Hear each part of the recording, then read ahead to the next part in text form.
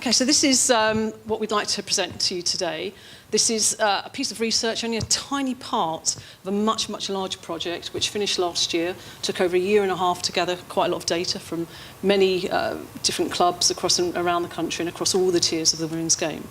So what we're going to share with you today is one aspect that comes from players' accounts, and we're particularly focusing on how they spoke about care. Okay, so one of the things we're trying to do here is highlight what is it that players are saying. Now, they said many, many things, but what really hit us was this idea here that, and if you look at the quotes on the right-hand side, she just gives you confidence. She's so down to earth, and she treats you like a human being. It's good. Now, the fact that somebody feels that they need to talk about the fact that I'm treated as a human stood out to us. And as we started to look into this a little bit more, we realised that there was a narrative here, something that really needs to be shared. And so, Jess, can we go on to the next one? One of the things we looked for was a model that would identify some sort of theoretical account, or at least a really good account to allow us to tell the story of care. And we found this. This is a model that comes from the work of Nell Noddings. And it's probably, if you look into the research, you realise hardly anyone has ever looked at this area. And I'm looking out here and I'm thinking there's people here who are coaches, people here maybe still players, people that love football. And one of the things we probably love is that we've had awesome relationships. We've got great friends in this area, whether you're working or playing, coaching, or you have some other role. We like belonging to friendship groups, and it's part of our identity. So it's more amazing that care has hardly been looked at.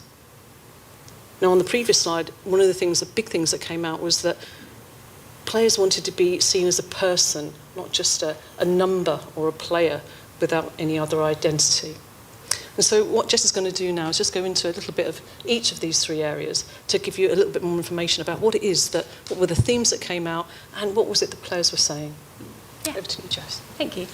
So we kind of looked at the work of Noddings and her care theory when we were braced with all this information that we gathered.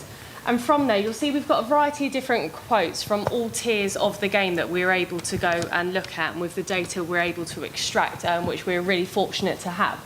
But I think some of the main things we want to kind of bring to your attention, and what we found is specifically within the women and girls games, is the fact with Nodding's work around care, she kind of talks about the three key things we had on the previous slide, where we've got the responsiveness, the relatedness, and the receptiveness, which we'll go through individually.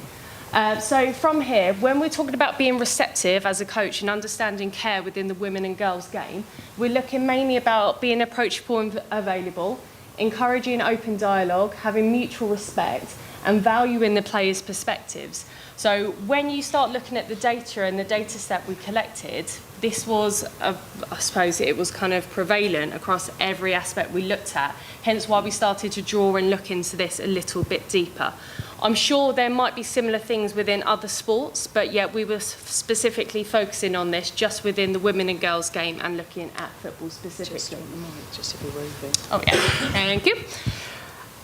When we started to kind of go on from this, we're like, okay, we've got that initial receptiveness, but we want to kind of work this out a little bit more to see what other things are important when coaching within the women and girls game. And being related and being able to be related to was another key aspect that came out specifically within the work we were looking at. When we're looking at recognising relationships and having that individual interaction with the athletes and the coaches that you're working with need to be clear. Understanding your players as individuals. I think this was something that was really massive when we looked at the information we're provided with. And just knowing it's more than just being about football. You don't just exist within that single environment that you're in. It's about being able to understand everything that comes around and along with that in order to be successful with what you've got. So with some of the quotes here, obviously I think the slides will be available for you afterwards, but you can see there's evidence from each of the tiers that we looked at, whether that being at grassroots, talent, or at a performance level as well. When we're finally going on to the next aspect, we start to look at being responsive within this environment. So acknowledging different needs that our players have in order to be kind of work with them in the way that we do. working on the interpersonal skills, which I think Abbe we might touch upon a little bit later, and how important they are in order to be effective within that caring relationship, and being able to communicate in a way that doesn't just mean you're being communicating as a coach on the pitch or within training, but actually being able to have those one-to-one conversations with the individuals afterwards, and also outside those environments in order to be effective within the women and girls game as well. And so then, just to wrap up some of our conclusions, we really want to say, so what? So we found some stuff, we're going to talk about it, we're going to write it up, we're going to share it, but so what? What difference might that make?